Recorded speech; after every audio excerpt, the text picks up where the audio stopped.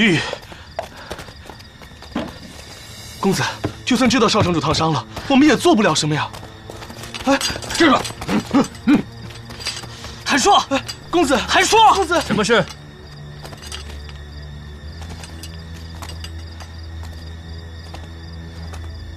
韩硕，韩硕，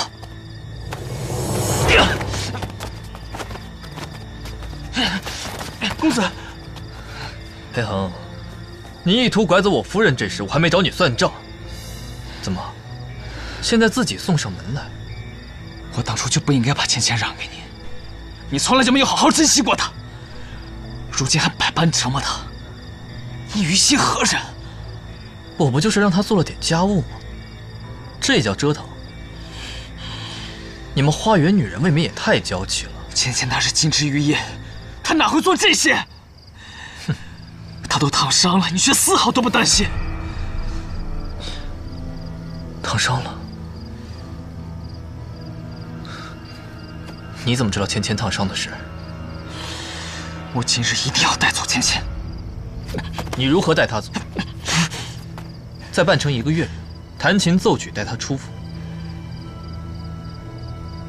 你麾下没有一兵一卒，别说喜欢的人了，连你自己都保护不了。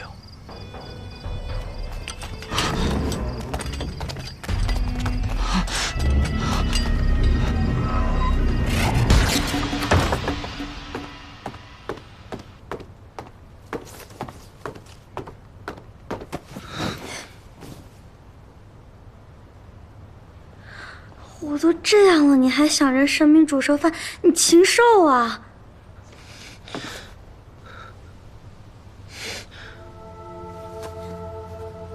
手受伤了，为什么不跟我说？裴恒都比我先知道。跟你说有什么用啊？你根本都不在乎。再说又不是我跟裴恒说。疼吗？疼。还好服过药了，休息吧。你不要留我一个人嘛！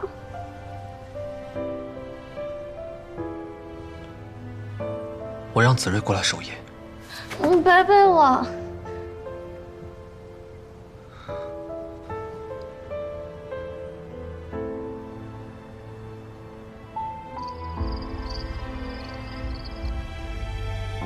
你怎么不问我喜欢睡床上还是地上了？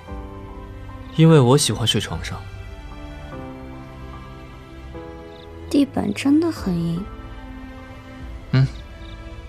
硬点对腰好。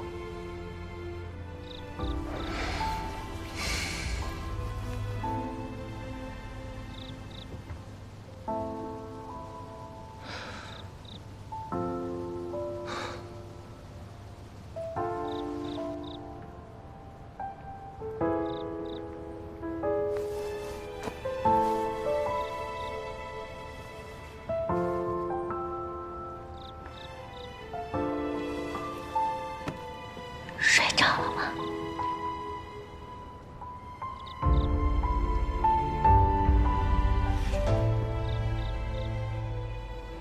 今天的月亮跟你第一次在我房间留宿的时候一样圆。